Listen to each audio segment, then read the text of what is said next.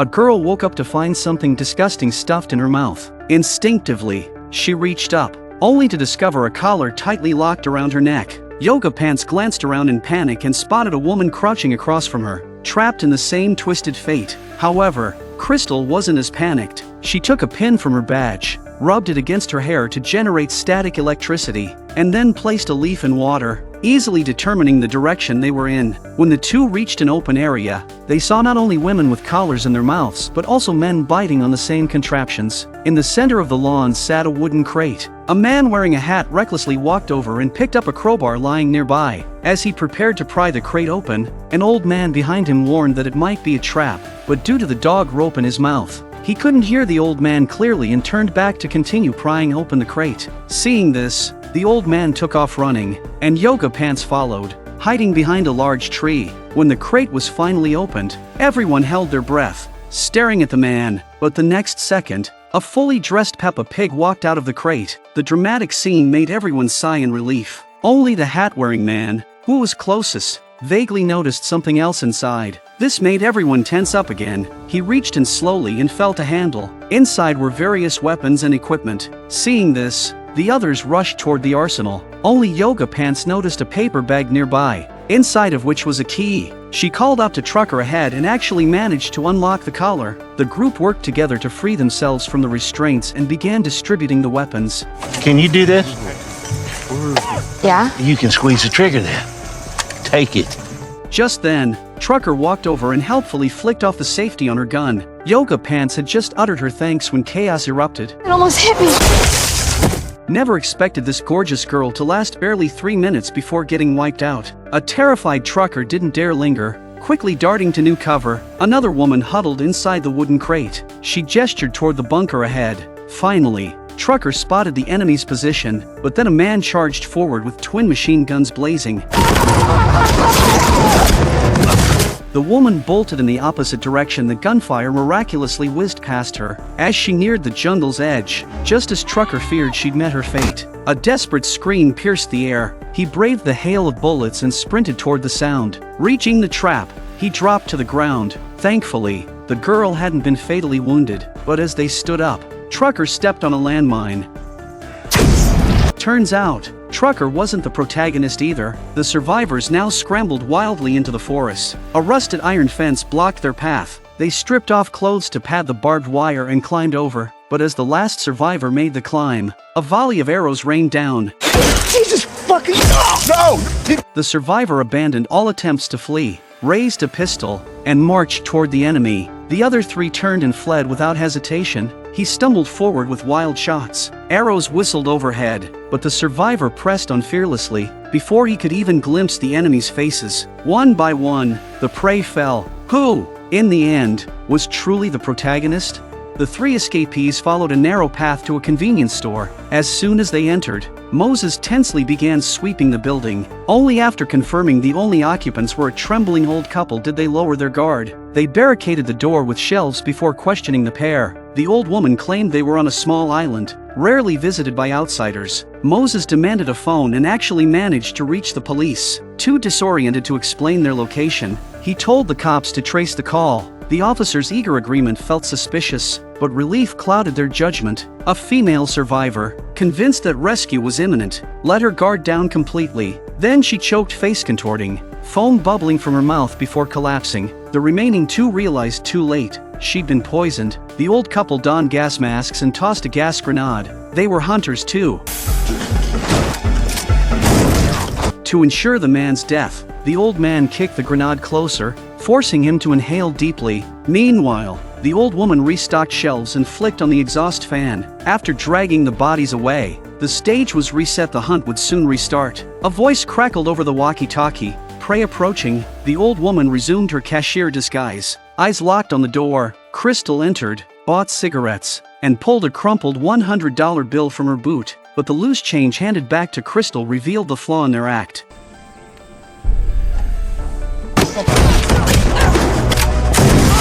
Arkansas only costs $6.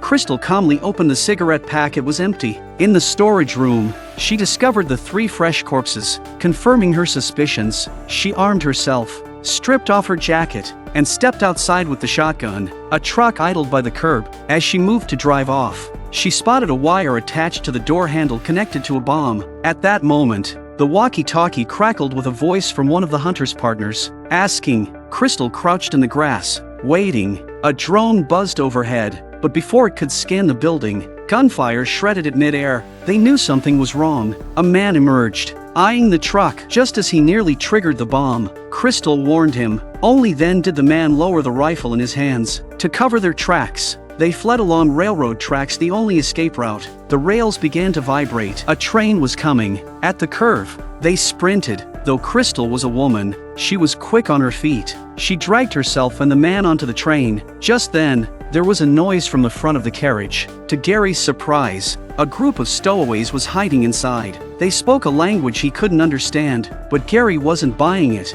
A bunch of refugees? That was way too coincidental. He gave them 3 seconds to come clean, or he'd open fire without hesitation. The train lurched to a halt. They ran into a border patrol. With the dogs barking loudly, the group had no choice but to obediently step off the train. Gary thought that since he was American, he could just ask the officer to send him back and claim they were being hunted. But due to the language barrier, the soldier ignored him. Meanwhile, the refugees from earlier had started walking over. I don't think they believe you, Gary. Did you hear him? مش عارف ليه هالأمريكي غضبان جدا That's You're all fake! You're all fake! The man put on a clueless expression and easily passed the soldier's inspection. Gary was completely stunned. He knew the guy in front of him was a hunter, but if he exposed him, they'd all be dead. The man even promised that if Gary stayed quiet, they'd let the 2 of them leave early then go after them. Who could stand that? The nerve to negotiate before trying to kill you. Gary angrily lunged at the man, and a grenade fell out of the man's backpack. He grabbed it, shoved it into the man's pants, and the whole group immediately ran for their lives.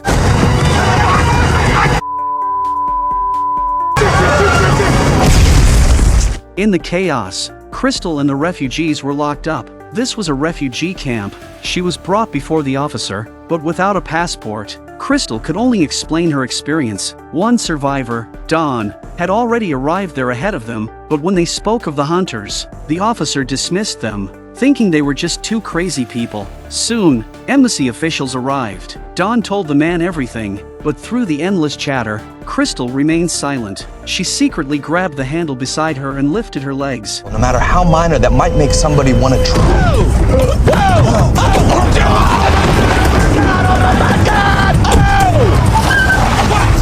But instead of escaping, she reversed the car, running right over the man. Afterward, Crystal took his handgun. When she opened the trunk, she found Gary's lifeless body inside. From their earlier conversation, she'd already suspected that the man was a fake embassy official. Then she found a map in the car clearly marking the hunter's hideout. Dawn urged Crystal to escape, but she refused. Anyone bold enough to plot against her needed to be ready to die by her hand. Following the map, the 2 of them sneaked back to their birthplace. Sure enough, there were hunters hidden in a nearby castle. When one of them went to the bathroom, she took the chance to eliminate one. Crystal then deliberately made noise outside. The enemies immediately became alert.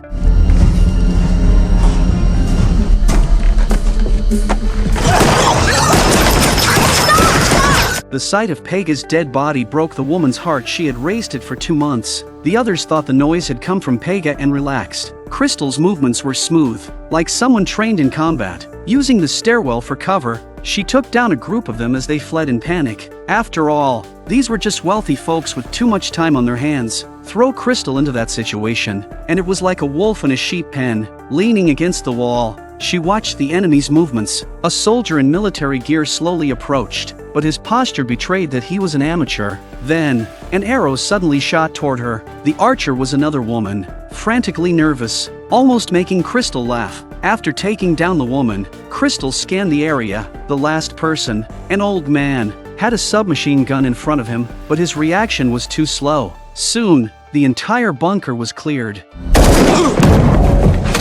Crystal grabbed a sniper rifle nearby. The man who'd been shot earlier was still limping away. At this point, the hideout had been completely wiped out. As Crystal was about to leave, she was suddenly attacked. It turned out the soldier hadn't died yet.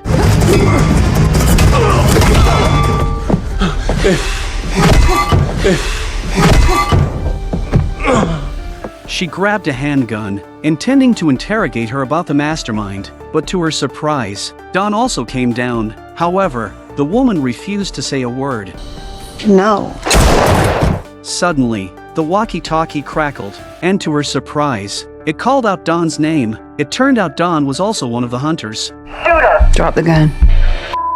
They're playing with you. I'm on your side here. Just drop the gun.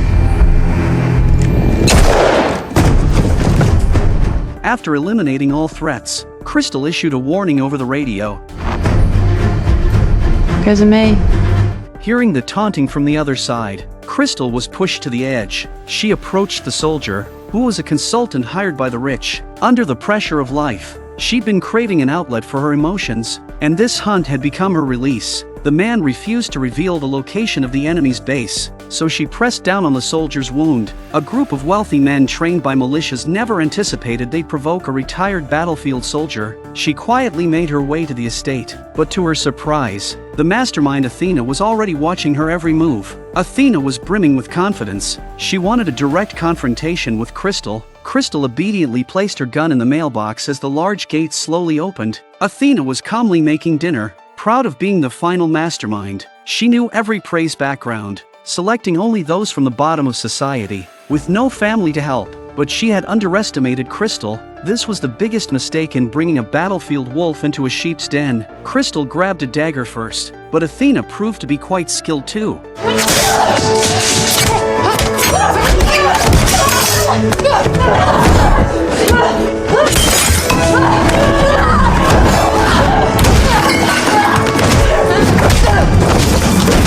As Athena stepped back, she pulled out a shotgun. Crystal, startled, ran, and as Athena reloaded, she made her move again.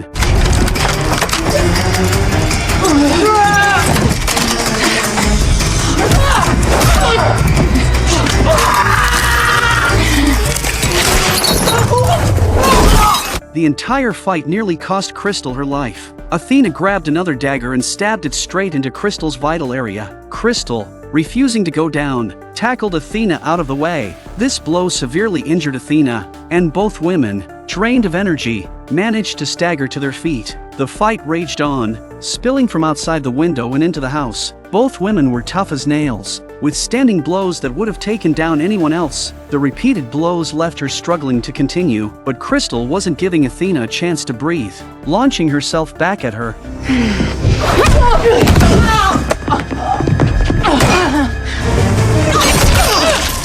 When they finally separated, the blade was buried deep in Athena's abdomen. She slowly faded, her strength leaving her. In the end, Crystal lifted her shirt and grabbed a flamethrower, using it to painfully stitch up her own wounds. After everything was done, she donned Athena's clothes and became the new mistress of the estate. The entire film was fantastic, with the twist on who the real protagonist was kept me hooked. And honestly, with Crystal's looks and figure, it's totally worth watching the original. Stay tuned for more incredible films at Film Galaxy Station.